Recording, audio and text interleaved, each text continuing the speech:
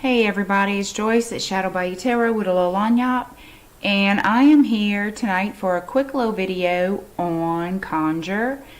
I wanted to show you guys a couple of little tools that are very simple, easy to use, but very powerful little tools that are used in root work, Conjure. You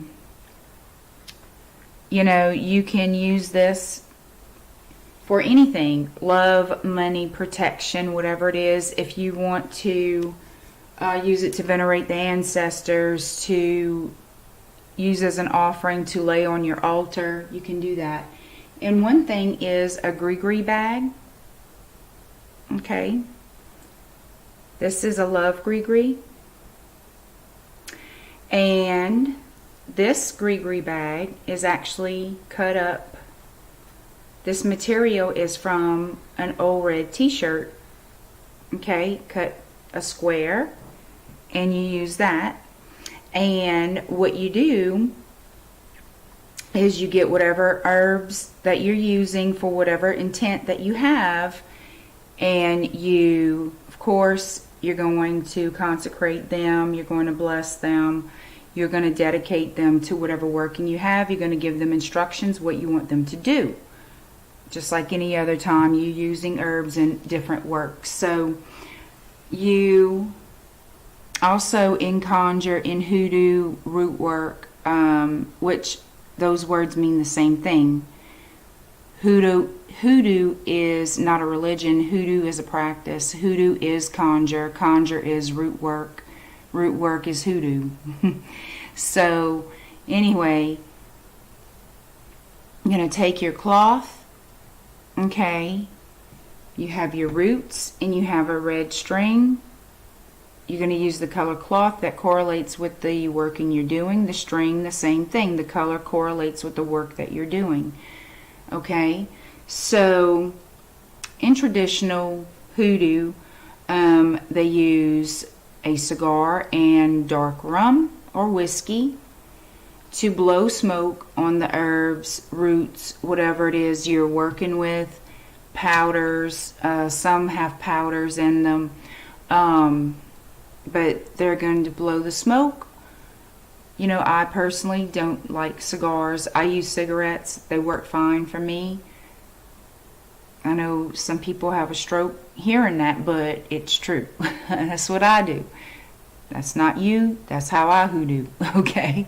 So, but I do use the dark spiced rum, and what you do, take a swig of the rum, you're going to spray it on the candle you're using. You're going to spray it on the ingredients of the Gris-Gris bag.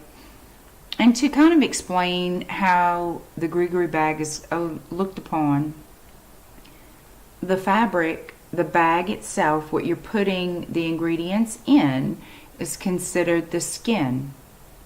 Just like our bodies, you know, the main organ is the skin.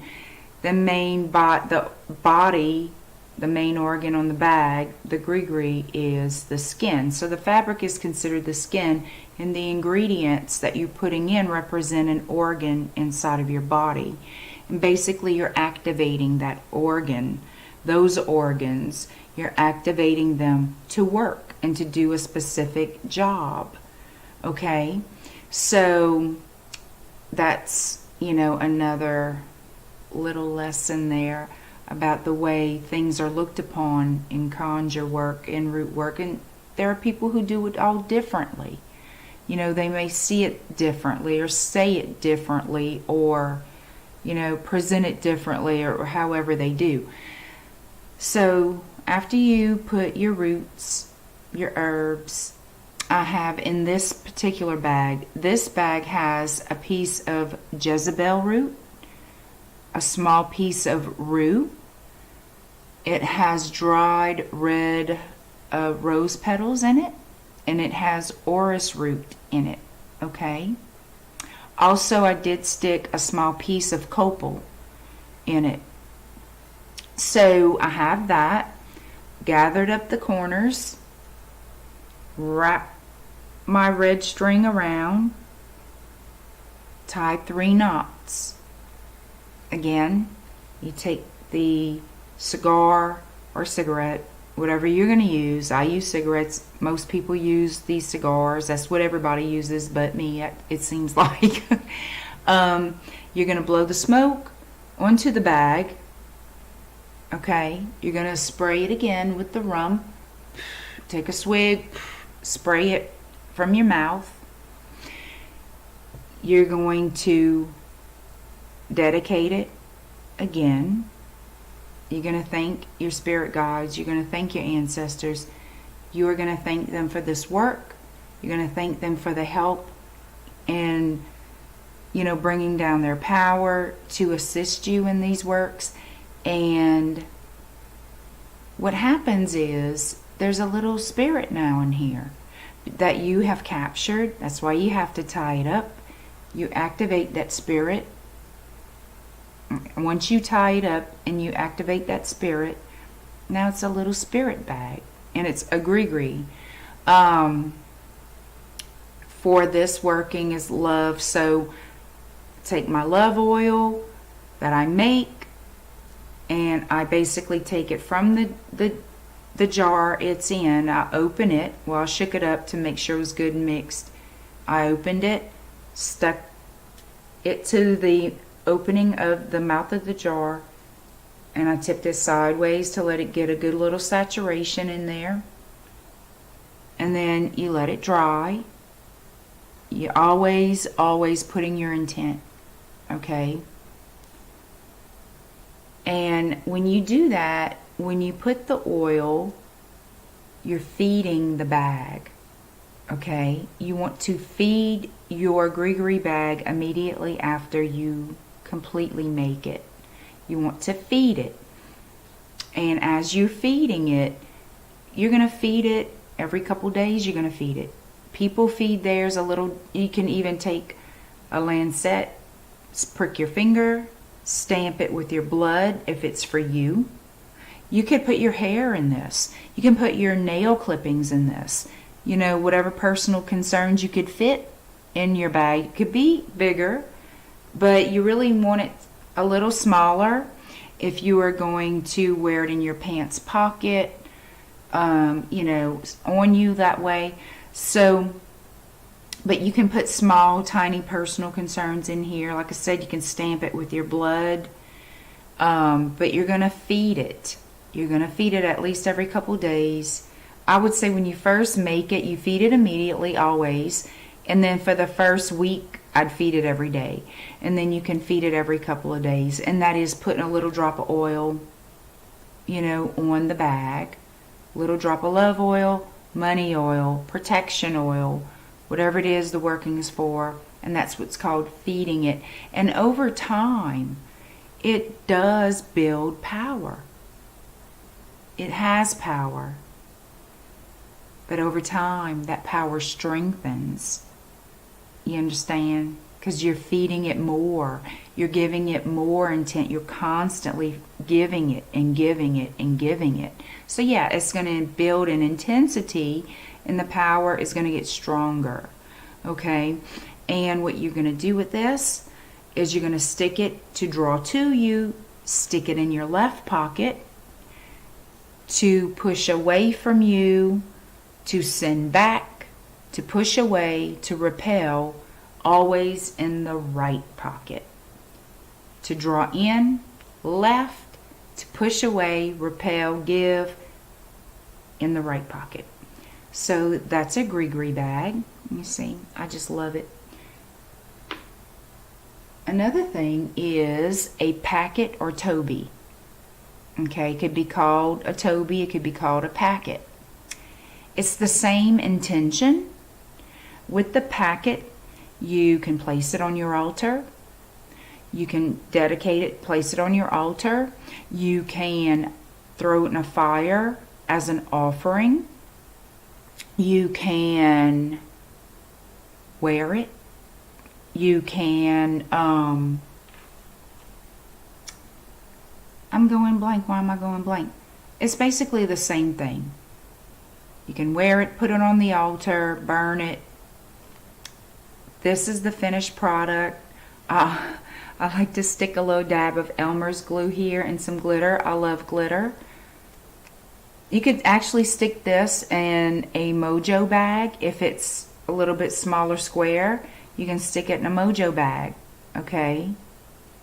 But this packet does the same work as a mojo bag, okay? It's your packet, it's your Toby. You do whatever you want with it. This is what it looks like as a finished product. I used red string. You know, it's whatever the intention is. It's the color string you use. And I also use the traditional brown paper bag that I cut a square, because you want a square for a Toby packet. Okay, so how you do that? This is just a wee bit bigger than I normally would, but this is lunch bag, a piece of lunch bag paper, okay? If you don't have brown paper bag, use unlined paper, but make sure it's a square. It could actually, you could cut this panel off here, make it, you can cut in fact these two and make it, you know, a little bit smaller square, but I'm just showing you for just example purposes. So brown paper bag. If you want to write a petition in it, you can. If you want to write your petition on it, you can. If you want to dot with conditioning oil, love, money, protection, whatever you're using, you could a dot, a dot, a dot, a dot each corner, a dot in the middle. After you write your petition, you can dot it, 4 corners in the middle, okay? And what you're going to do is you want finely ground herbs in here because you don't want it bulky and it could possibly tear the paper. Yes, some seeps out if you use powders and stuff. Some can seep out. It's not going to hurt the power or the strength of the packet. It's not going to ruin anything. A little bit can seep out. It's okay. You're going to put your herbs, powders, dried flowers, whatever it is you're using. Make sure it's nothing bulky. You know, make sure you ground those roots up if you're using the roots. Okay, you're going to put a little bit in the middle. Okay, you're going to put that. I'm going to do it on the table. Then you would fold. Okay, I got to make sure you can, because I normally would cut that off. Like it would be a little smaller, because this is going to make it a little big. But anyway, it's just to show you. So your herbs and whatnot are in the middle. Okay, in the middle is your herbs. You're going to fold this half in. You're going to fold this half in. Okay, and you're doing it on a flat surface, not in the air, so it makes it a lot better. You folded it. If you want to put a little bit of Elmer's glue or something, just some little stick glue, just so it'll seal it better, you can. Okay, so thus far, that's what you have. You're going to put it, you're going to fold it again. Okay, so this is what you have, right? So you're going to fold in here. You're going to fold it again to make a square. It'll be a little smaller, or if you want it this big, that's you, that's fine. So that's your packet. Okay, it's not even right there. I'm just showing you as an example. Okay, so that's your packet. You're going to take the corresponding color to whatever working you use, you know, love, money, whatever. Okay, if it's for a deity, you're going to use the corresponding colors to, you know, for that deity, your ancestors, whatnot. And you're going to start to, you know, like you would a present, you know, start to wrap it, okay? And you cut the ends off, the little stringy ends off. And there's your end result, okay? I like to put the dab of glue, Elmer's glue, and I like to use glitter. And a lot of my workings, I love to use glitter to help attract the spirits. You know, and this can go in your altar. You could throw it in a fire. Like I said, you could put it in a mojo or a Gris-Gris bag. But that's a Toby. That's a packet. You can call it a packet or a Toby, same thing. All right. So, and you make these part of a working. Usually when people make these, it's not the only thing they're doing. You're adding this as part of the working, okay? That's just part of it. You can carry it in your pocket. If you really want to, you can. You can carry this in your pocket. It's thinner than a little ball. Okay? Remember, left side is to draw in, right side is to push away. All right? There's also what's called jack balls, which is, the root, just roots. You can take a nice size root. You could put your conditioning oil for whatever it is you want to do on the root. You take red thread, you take the red yarn,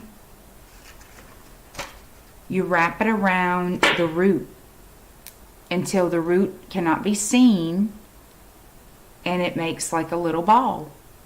It's the same concept like the Gris-Gris bag, okay? The same concept. You're going to stick it in your pocket on the left to draw in, or the right pocket to repel or push away or to give, okay?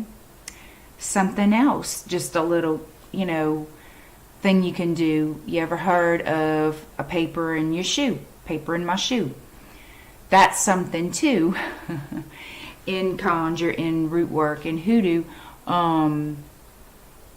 you can take a piece of brown paper bag and you write a command on it.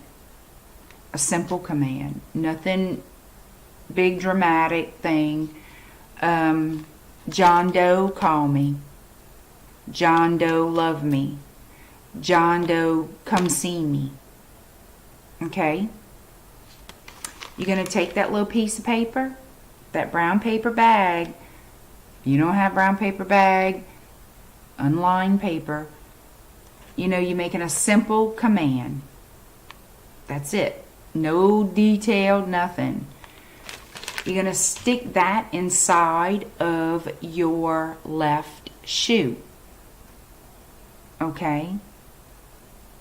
If you want someone to call you, anything towards you, okay, you're going to stick it in your left shoe, and a shoe that you're going to wear all day, because all day long you're stepping on it. All day long you're stepping on it, you're stepping on it, you're stepping on it, and you're thinking every time, well, that's sporadically, but throughout the day, call me. If whatever the command is, call me. John Doe, call me. Call me, call me. And you're stepping on it. You're stepping on it. You can also dress it with your conditioning oils. You can do that. It's your petition. You can do that. If it's to repel, if it's, anything to drive people away, then you would stick it in your right shoe. And the same thing applies. The name of the person. You can put conditioning oils if you want. And a simple command.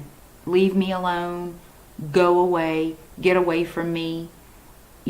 Stop calling me. A command. A simple command. And you're thinking about this sporadically. It's a shoe you're wearing all day, not sitting in your closet doing nothing, because guess what? Nothing. So, it's shoes you're going to wear all day. And remember, you're stepping on it. You're stepping on it. Think about it. You're stepping on it. You're commanding it. You're stepping on it. You're stepping on it throughout the day as you're walking. Call me, or don't call me, get away from me, go away, get away from me, get away from me, whatever. So, whatever the command is. Another thing you could do is outside your house, your entrance, if you have a doormat outside, and let's say it's the same thing. If you want someone to come to your house or call you, you would write a little petition on a brown piece of paper or unlined paper. Put your conditioning oils, if you so want to. Put their name. Now, when I say put their name, you should put their date of birth as well. Okay, some people say, well, I don't know it, blah, blah, blah. You can describe the person, But it is best to always, in any petition work, any petition paper, even if it's for yourself, you should have a full name and date of birth. I failed to say that earlier, but a full name and date of birth, or small description of the person. Susie Q at Chinese restaurant number 4. You know, just whatever. Susie Q with red hair, or red-haired Susie Q at Chinese restaurant, or whatever it is. You know, if you don't know anything else. Leave me alone. Don't come back to my house, or whatever. If you want your boyfriend to call you, John Doe, birth date, blah, blah, blah. John Doe with brown hair and braces, you know, call me. You know, whatever the petition is, make it short, sweet, simple, but you're going to make it direct and to the point. You're giving it a command, okay? You're going to stick that paper underneath that mat outside, the doormat. And every time you're leaving your house or coming back in, you're stepping on it. If you don't want a paper in your shoe, that's another way to step on that command. You're stepping on it. And every time you step out your door, step in, think about the command and think it, come to me, go away, come to me, don't come back, you know, whatever it is. So that's some little, you know, and we call that laying tricks.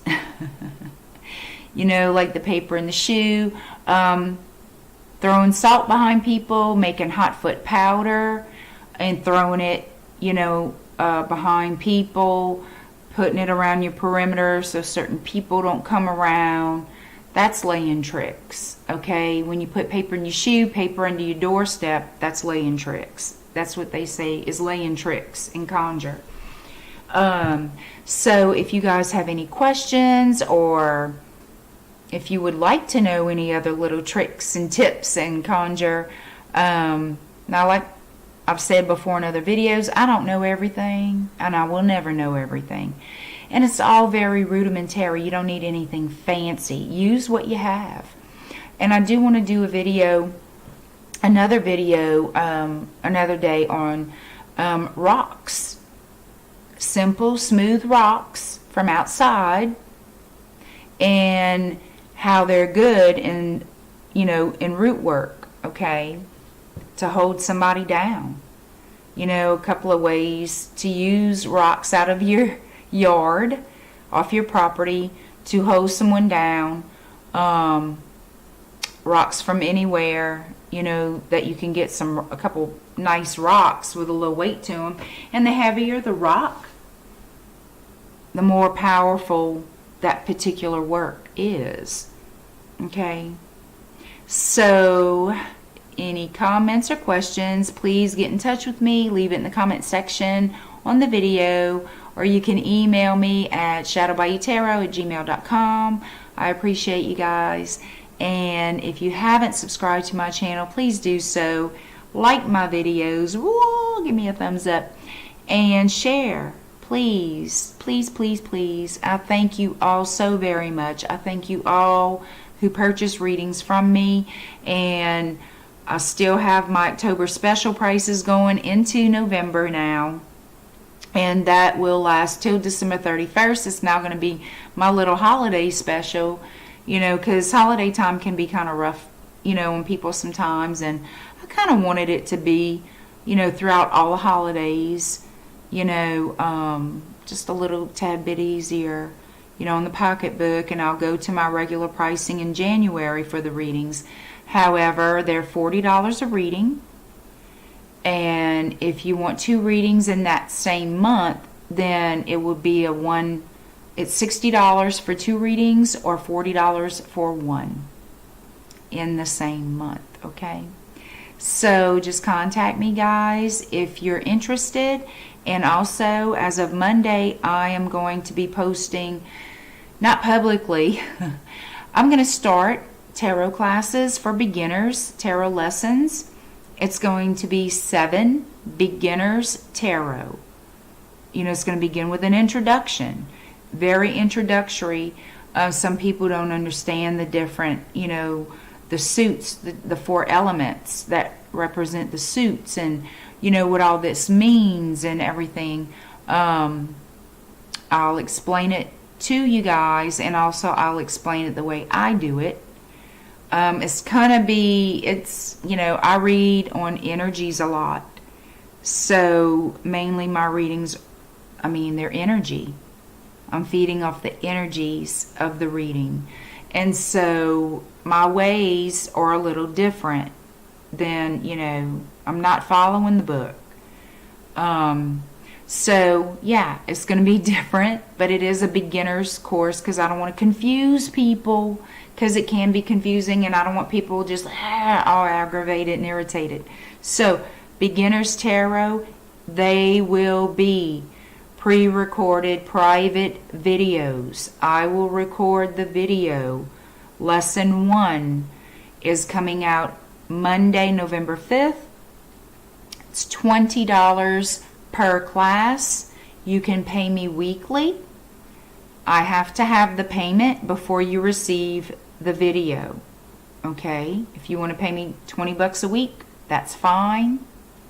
But I have to receive the money before you receive the video with the lesson on it. It will be 7 lessons in all for the beginner's class. If it works out well, I will do an intermediate class, which will be a little higher. So if you want to pay in full, that's great too. It's $140 to pay in full for this beginner's class. That covers all 7 lessons. So whoever has paid me in full will get a lesson once a week, every Monday. For 7 Mondays in a row, you will receive the lesson for that week. 1 lesson a week. So it's 7 lessons. $140 in full, or you can pay me $20 a week. And like I said, as always, I have to have the payment before you receive the service. Any questions regarding the classes, please contact me at shadowbayoutarot@gmail.com. And yes, you do have to provide your own tarot deck for a beginner. I highly recommend the Rider-Waite Tarot deck. You can find it at any bookstore, books, Barnes & Noble. You can go online and order it through Amazon, or any deck that is fashioned and styled in the Rider-Waite tradition. If you get a tarot deck that is for advanced readers, you will not be able to keep up. You will not understand the deck because it is completely different. So when I'm instructing you, it's not going to be the same as what you physically have. Okay, so you guys get your Rider-Waite Tarot deck, or the Gilded Tarot is excellent. It is styled in the Rider-Waite fashion. A lot of them are.